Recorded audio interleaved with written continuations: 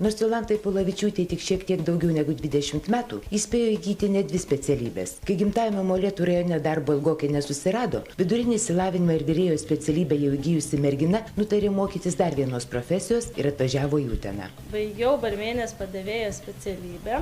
Tada taip iškart darbo irgi nenusimatė, tada vėl atsistojau čia į Utenon, tada jau darbo biržai. Būtent čia mergina ir pasiūlė dalyvauti projekte Pasitikėk savimi, skirtame nedirbantiems ir nesimokantiems 16-25 metų jaunuoliams. Pirmi susitikimai, tai tokie susipažinimai buvo, tokie vos nežaidimai daugiau, čia mes susipažinom, žaidėm, bendravom. Paskui jau po to visų žaidimų jau prasidėjo tokie rimtesni visokie užsiėmimai, jau pas mus pradėjo organizacijos lankyti.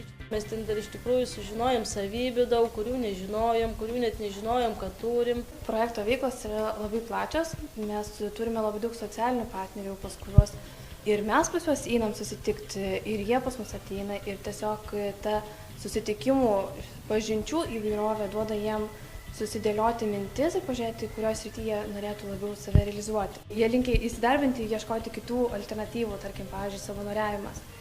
Nes kalbėjau su keliais dalyviais, kurie tiesiog nueina savanoriauti į biblioteką, į policiją, tiesiog jie darosi aktyvesni. Paklausta, kokios naudos dalyvavimas projekte davė jai, Jolanta atsako, kad geriau pažino save, o įgijusi daugiau drąsos pagaliau susirado ir darbą. Tokia tvirtesnė, užtikrintesnė pasidariau savim, drąsesnė tokia. Iš tikrųjų davė naudos, nemažai naudos davė. Darbo paieškose, eini, klausi, taip eini drąsiai klausi, ar reikia tam darbuotojai, ar nereikia. Vaikščiojau, ieškojau ir pakliuvo susirasti darbą. Kažkaip tai vargais negalais pakliuvo. Per kelis mėnesius mergina išmoko gaminti daug naujų patiekalų, o įgijusi patirties jau dairosi įdomesnio darbo. Tad laisvą minutę užsuka į Utenos jaunimo darbo centrą pasidomėti, ar nėra naujų patrauklių pasiūlymų. Tačiau padėjusi Jolantai peržiūrėti darbo pasiūlymus, projekto Pasitikėk savimi koordinatorė patarė jai neskubėti ir viską gerai apsvarstyti. Ji taip pat patikino, kad projekto dalyviai ir jam pasibaigus nepaliekami likimo valiai. Kadangi bendravom 3 mėnesius, 6 mėnesius su dalyviais, tai mes juos pažįstam, jie mus pažįsta. Jeigu tu žinai, kad jis ieško darbo jaunuolis ir žinai, tarkim, naują darbo skelbimą, tiesiog daliniesi informaciją, tiesiog skleidi jiem. Taip pat ateina informacija iš darbdavių, kurie ieško, tarkim, ir visada pergalvoji, kas iš tavo dalyvių galėtų vienur ar kitur eiti, kažką tai daryti.